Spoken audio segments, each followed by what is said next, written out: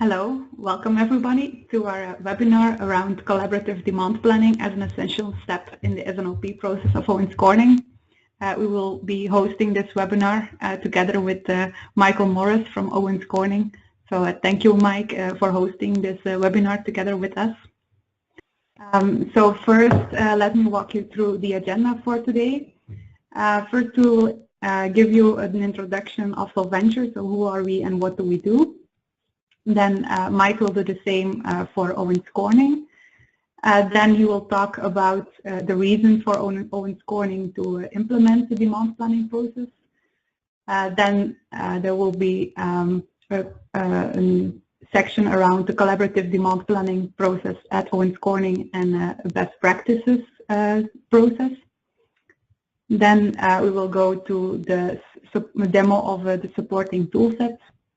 And we will hear some results from Owens Corning, how did they experience the implementation and the results of using such a collaborative demand planning process, and what are their next steps in improving this process. And at the end, we will have some time to answer some questions from the audience. So let me start by introducing Solventure. So who are we and what do we do?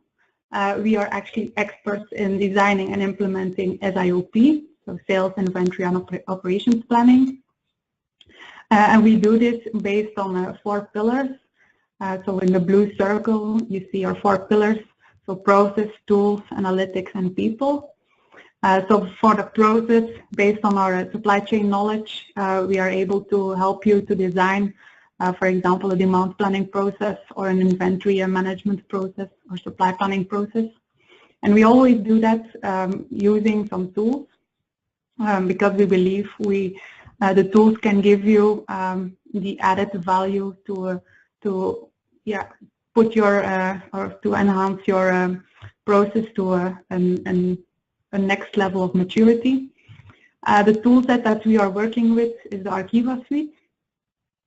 So Archiva is developed by the company called Archiva as well. They have a headquarters in the US, and they have also offices in Belgium and in India. Solventure, we ourselves have an office in Belgium, and we recently also started the activity in the Netherlands.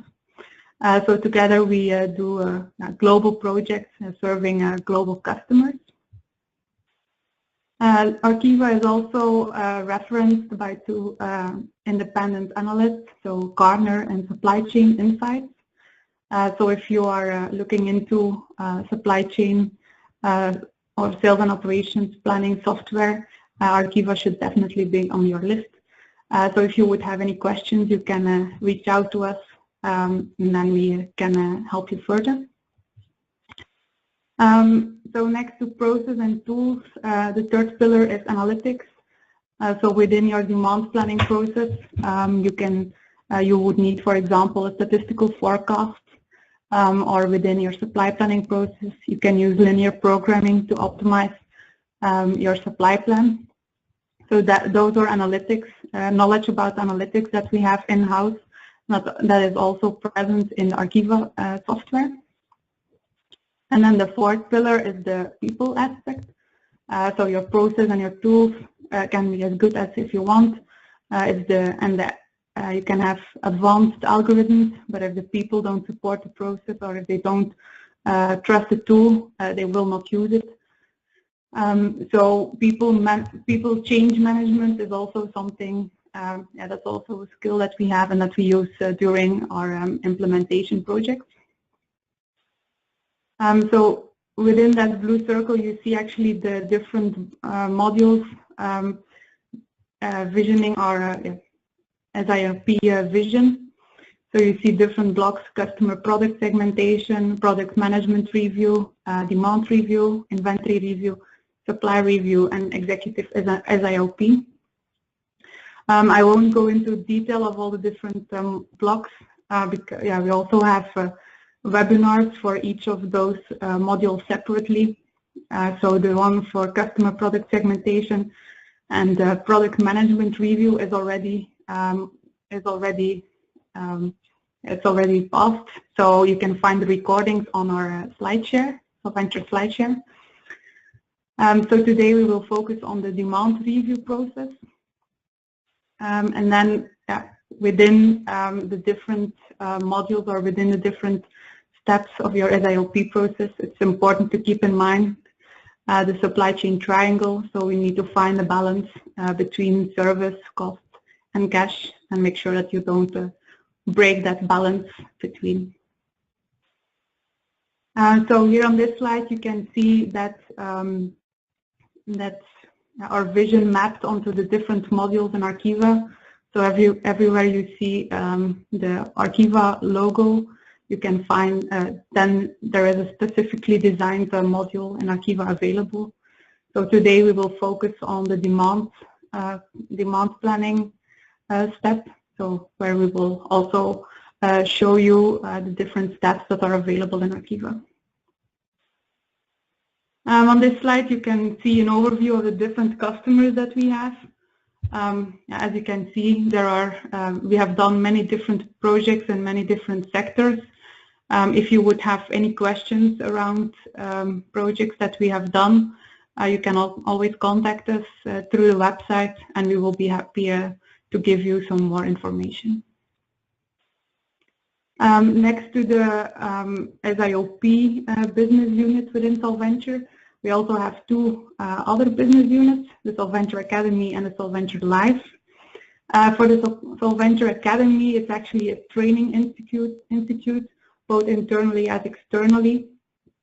And if you would have any questions around that or would be interested, you can contact us via the website, which is listed at the slides.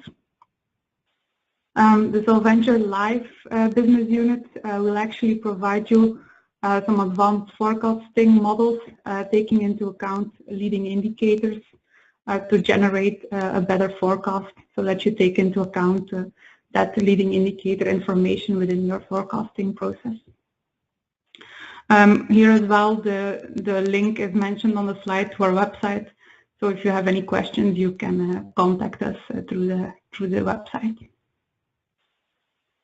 And now I will hand over the word to Mike, who will give an introduction around Owens Corning. Thank you, Hélène. Good morning, good afternoon, good evening to participants globally. I'd like to give an introduction of Owens Corning and speak specifically to what we've done with our own demand planning process utilizing both Solventure and Arqiva tooling. So we can advance next slide, please. Okay, so quick Owens Corning at a glance. Our company is founded in 1938 as a joint venture between Corning Glass out of New York and Owens, Illinois out of Toledo. We are comprised of three businesses, specifically roofing and asphalt, insulation, and our composites business. We have over 16,000 employees worldwide operating in 26 countries. We've been a member of the Fortune 500 for 62 consecutive years, and last year we reported revenue of $5.7 billion. Next slide, please. In terms of end market exposure, you can see essentially the split between Canada and international. Please note the composites business, the business I'm here representing, you can see that we have 60% roughly of our business is international, creating complexities and also helping steer us to the direction we want to take with our demand planning process. Next slide, please. So in terms of composites itself, we are a leader in a stable industry with strong growth prospects. We are seeing improving economic conditions and higher utilization rates. We've transformed our business, driving double-digit EBIT margins and return on capital, and we have a strategy to deliver profitable, capital-efficient growth. The chart on the right you can see is our performance from an EBIT standpoint as well as revenue. You can see growth in both sectors. So business is doing really well, very strong, and we're utilizing our tooling to help support that. Next slide, please. So in terms of glass fiber, the business I'm working in, our composites business, it is a $7.5 billion global market with favorable exposure. You can see the various markets that we operate in. We're in building and construction, we're in transportation, in consumer products, industrial, and wind energy. And we operate facilities around the world with assets around the world servicing each of these markets and in the 26 countries we talked about. Next slide, please. So in terms of our overall exposure in the various regions, You can see in the Americas we maintain #1 position as well as in Europe, and we are growing in China as well as the rest of the world. So when you look at composites, really you can see our growth is really outside the U.S. borders, which adds complexity from an overall demand management process, which is why another reason why we look to move forward with a solution that's both real-time as well as efficient. Next slide, please. So why do we do this? So really, as a large multinational company, and we talked about servicing 26 different countries with a wide customer base, we have assets positioned around the globe, and it's imperative that we have an efficient, productive demand planning process that's collaborative in nature that will allow us to generate the appropriate supply response to fluctuating demand in these various locations. Next slide, please. Another reason is from a collaborative demand planning process, it enables the voices of all of our relevant stakeholders, be it finance, be it marketing, be it sales, be it supply chain, to achieve 100% alignment in advance of generating the appropriate supply response. So in our case, it really made sense to really look to how we could better integrate the process and have the voices of all the relevant stakeholders participate in that process.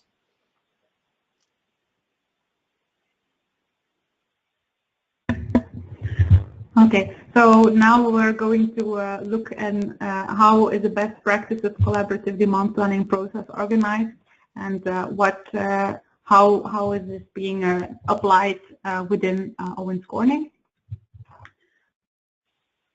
So if you look at the next slide, so in this slide you will see our demand planning framework. We can identify different steps within that process. So first we have the demand analysis.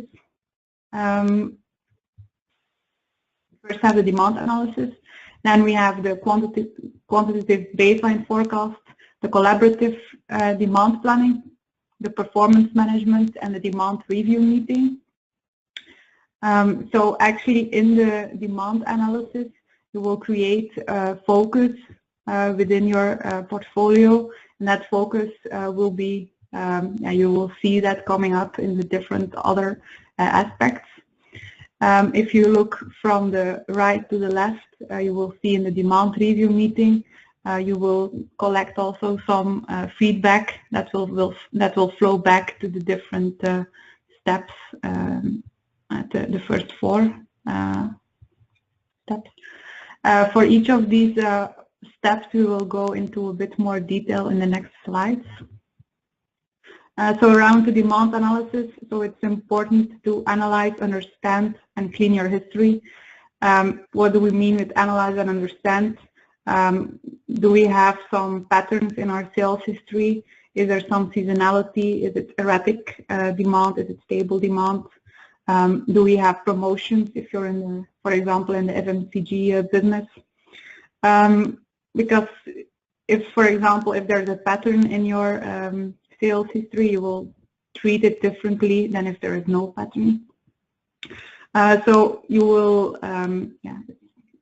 clean out events so that you get a clean baseline to make your to let your statistical forecast come up with a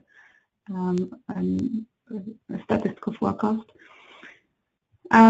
It's important to get insights and exceptions, so you won't look at the complete portfolio into detail. You will try to segment your entire portfolio into pieces where you want to really focus, and pieces where you can let the statistical forecast do its job. We had a separate webinar around the segmentation, so that's also on the Solventure slide share, so I would really recommend to look into that one as well. Some possibilities around segmenting your portfolio are looking at the forecastability of your items. So is it a stable demand or is it a highly variable demand? What are the different demand patterns that we have in our portfolio? There can also be other segmentations possible. That's a bit dependent on the real business needs. There's also a module in Archiva to take care of the phase in, phase out SKUs. It's the realignments module. If you're having an old material that will be replaced with a new material, You can use that history of your old material to get some information around the potential of your new material. And then the baseline versus event, it's important to split out the events from the baseline forecast when you will make your statistical forecast. Then the quantitative baseline forecast, so there we will generate a statistical baseline so that if the salespeople will or other users will give input, that they don't have to start from all zeros. So you will only focus on the items where you have the most added value. When you make a forecast in Archiva, it will look at the optimal forecasting method. So it will be different for each of your time series. It will not be one method for everything. You will also be able to see, okay, what would the impact be if I use another method, so that it's visually represented what the impact would be of using a different forecast method than what the system is proposing. If you're in a business where promotions is important, you can also use statistical techniques to assess some forecast promotion characteristics. And also leading indicators might be interesting to incorporate in your statistical forecasting process to take into account external information rather than internal information. Trust the forecast. So if you look at the full portfolio, you will be having segments where you can trust the forecast, and you will have segments where you will need to take a closer look at.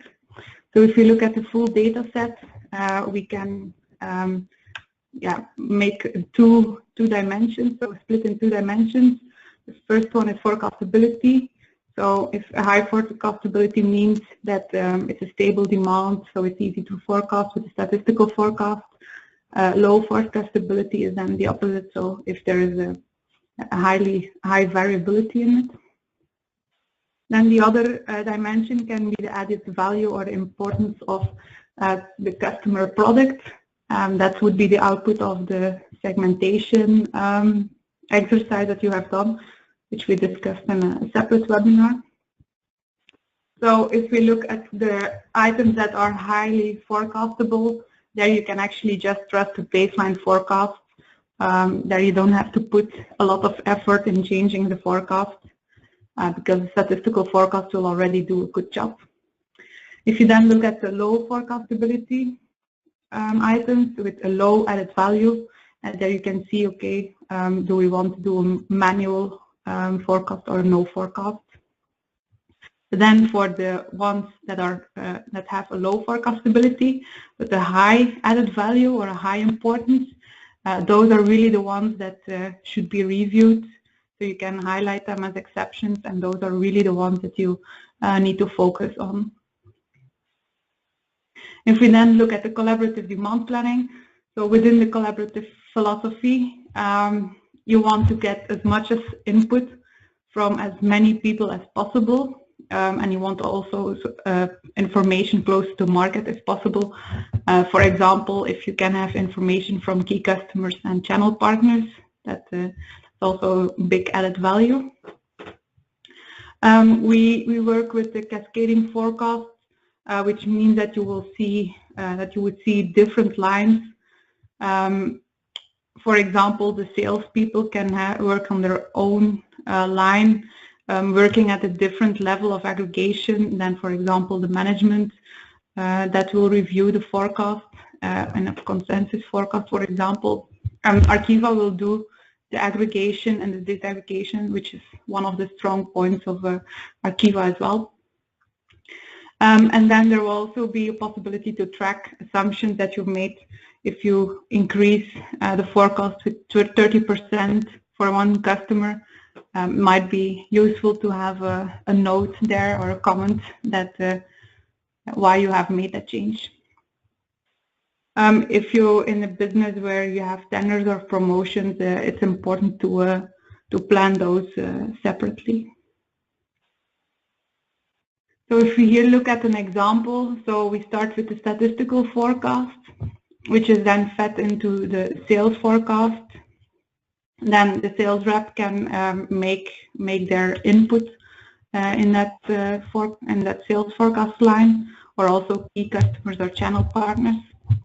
That sales forecast is then fed into management forecast, where sales management can do changes at a higher level of aggregation, which then flows into, for example, inventory management and procurement planning, where there are constraints and targets taken into account to come up with a final forecast.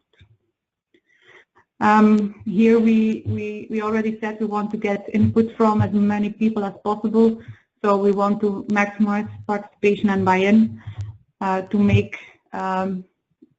it as user-friendly for the people that need to access it. We also created an iPad app that is available for the users, and also an offline Excel collaboration tool where people can go in and change or review the forecast. Then around forecast performance management, so it's important to measure your accuracy of the forecast. One interesting topic here is also the forecast value add. How much value are you adding within each step of your demand planning process? So for each, how much is a statistical forecast adding value?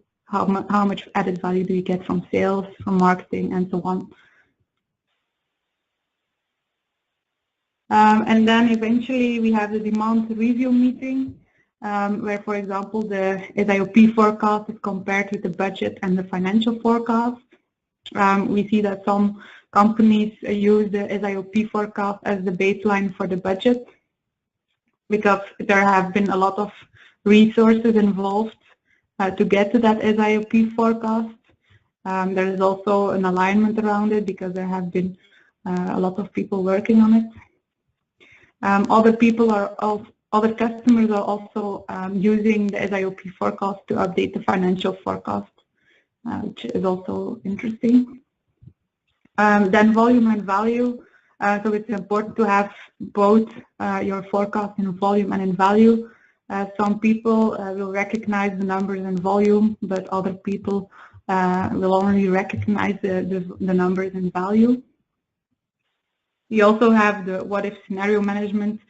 For example, what if a specific project would happen, or what if specific promotions would take place? What financial implications would that have? And then a last topic here is the assumption tracking. We already mentioned it. So when making changes in your forecast, you can enter a comment so that you can, in your demand review meeting, review all the comments and for all the changes that have been made. So now Mike is going to discuss how the process is being implemented at Owens Corning. Thank you. So what you see in front of you really is a very high-level overview of what I call the global demand process, planning process within Owens Corning. And as you see down the side really are the various stakeholders in the process, one being the supply chain who actually coordinates the process, marketing with its inputs to the macroeconomic indicators, working in conjunction with our sales force and their insights with specific customers, and finance always has a view in terms of their outlook on the overall business, as well as they're also customers of the actual output of the process. The key here is the collaboration amongst the parties, and really trying to do that on a network of spreadsheets with changes and inputs and trying to maintain any type of control book or record was very problematic. Took a lot of time, several weeks versus days. Across the top you can see we can actually run this process really in less than 2 weeks from start to finish, with all inputs from all relevant audiences actually participating. So at the end we start with prior month actuals. We go through our process with the inputs from the various organizations. We end up with a lined upon consolidated demand forecast that's fed into our rough cut capacity planner, which is also part of our Kiva, and it's also fed into a finance module that we actually use for standard gross margin forecasting. So the process from end to end is quick, it's efficient, it's got the voices from all the relevant parties, and we continue to look to improve it. But right now, from where we were to where we are, we feel very, very good about the process and the progress we've made as an organization. Next slide, please. Okay, thank you. Next slide, please. So what has improved for Owens Corning? And there's been a lot of areas that we've actually realized improvement with our demand planning process. Starting with the overall measure, well, we all do this, and to measure ourselves is around forecast accuracy. Since the inception of the Arkiva tooling, we've actually realized a global forecast accuracy improvement of between 10 to 15% globally across all of our regions. From alignment standpoint, again, having one source of truth versus multiple sets of numbers that's recognized by all leadership was a huge step change for us as a group.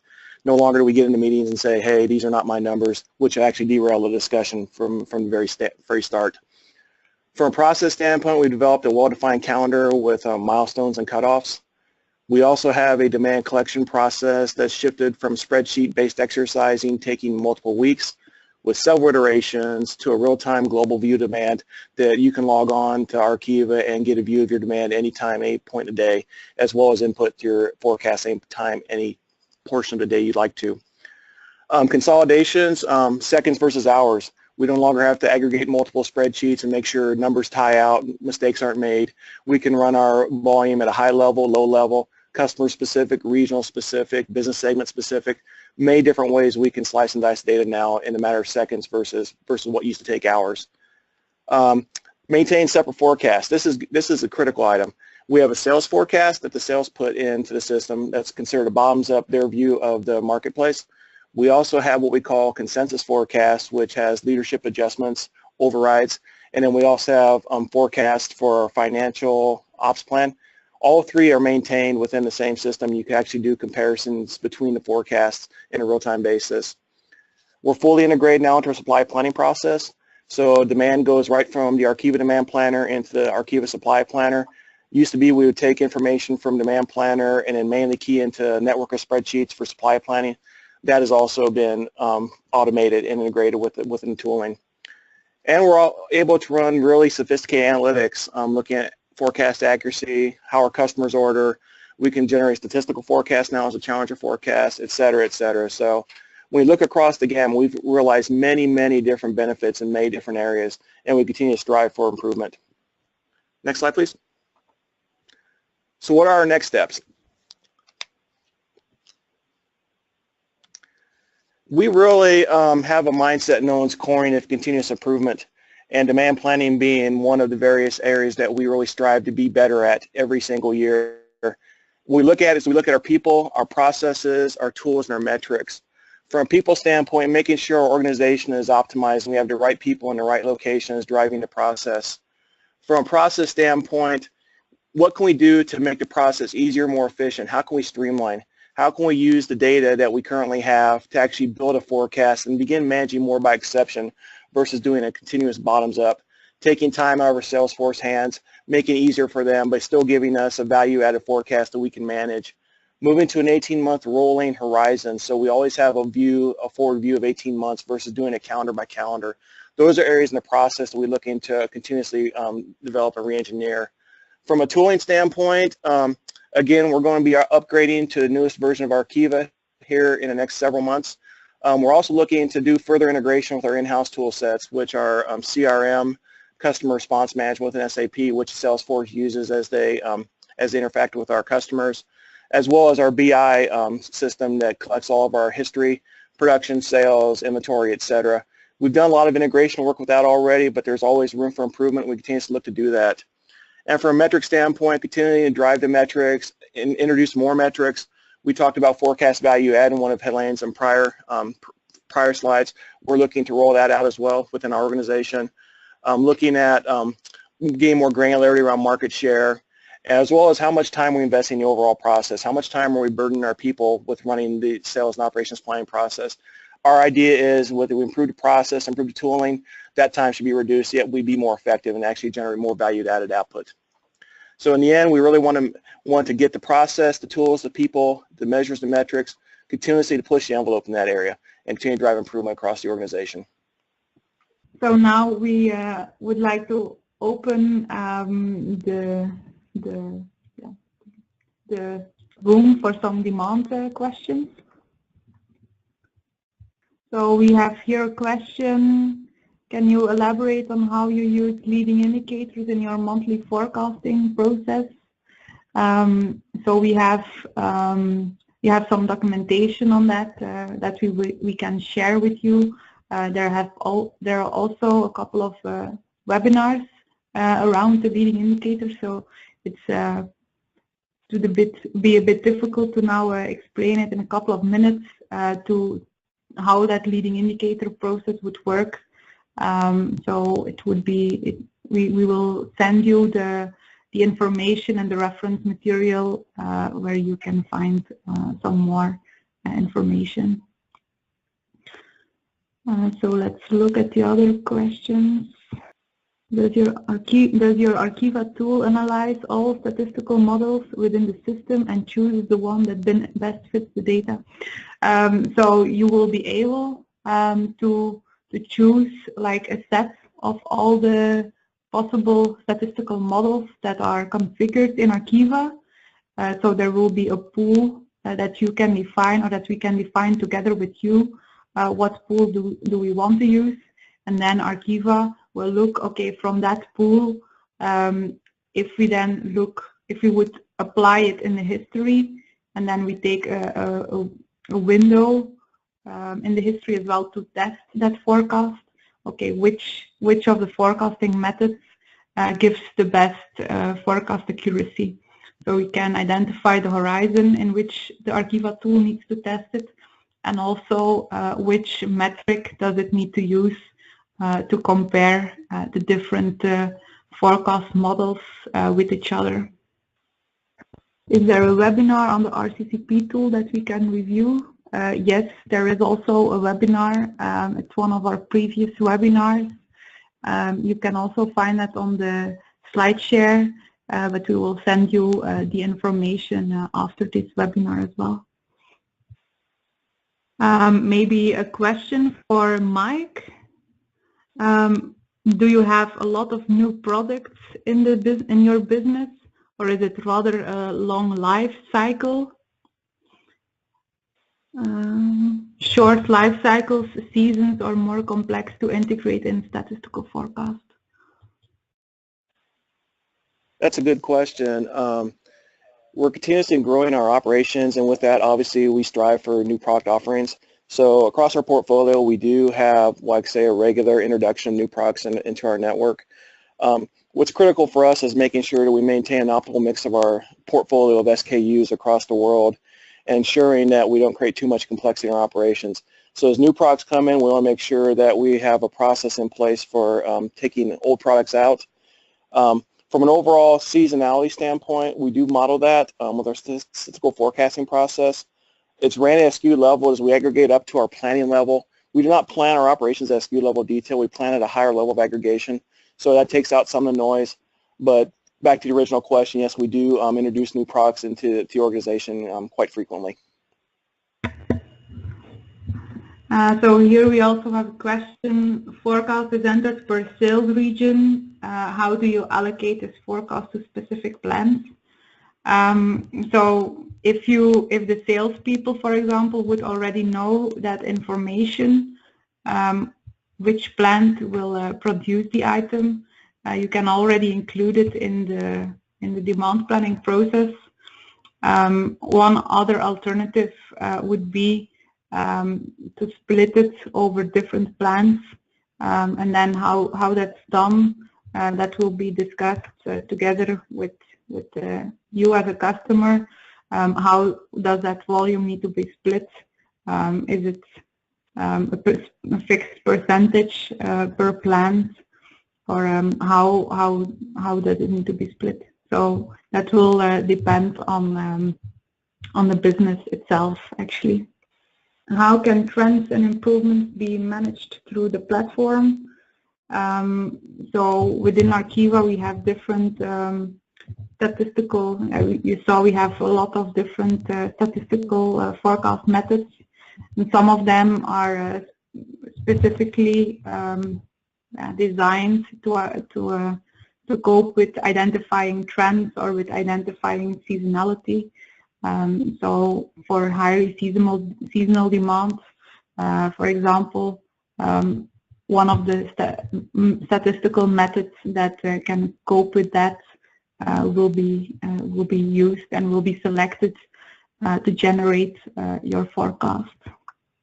Maybe one other question for Mike. How easy was it to, or how did the process go to involve the salespeople to enter information in Archiva? That's a great question. I'm not going to say it was easy by no stretch of the imagination. Salespeople, especially when we deal with such a wide, diverse collection of individuals as we have in Owens Corning across the world, they prefer to work in Excel, I'll be honest with you. So that's one of the reasons why we're looking to upgrade our tooling to get the Excel collaboration that Hélène demonstrated. But overall, I think they like having their inputs collected in a centralized location that they can reference and rely upon. We'll continue to improve the process for them as we look to do some engineering around the tooling and how we actually create the forecast from start, as well as how we develop their process for actual input. So we're going to continue to improve that relationship and the overall process experience for our sales force. It's a continuous journey. We'll continue to take their feedback and their inputs and look to optimize. So with that being said, we're working and we're going to get better.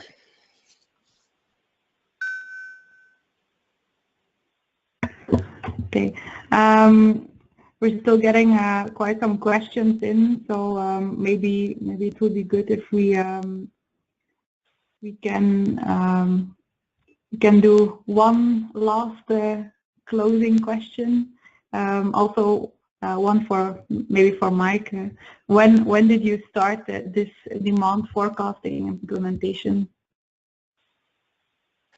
We started this process towards the latter part of 2011, with full implementation really achieved at the latter part of 2012. So we've been in the Xemeter/Archiva toolset now for roughly 5 years, and as noted, we're going to continue to look to roll out the newer versions of the tooling so we can take advantage of some of the added features and enhancements. But yeah, it's been about 5 years. When I came on board back in 2011, it was ran on a network of spreadsheets that didn't match or were hard to consolidate. So that was one of the first things we looked at when we looked at the overall process. When we started S&OP, it starts with demand. So that's the first thing we attacked, and we've been attacking every other aspect of S&OP since.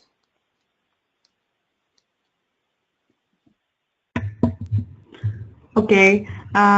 So I suggest we then close the webinar. So thank you everyone for joining the webinar. Thank you, Mike, for joining or co-hosting the webinar. We will make sure that the questions that are answered, and if there are other questions that are coming in, that we answer them, and that we that we collect all the information and send them to the full audience, so that you have all the answers on the questions. So thank you for your participation, and see you next time.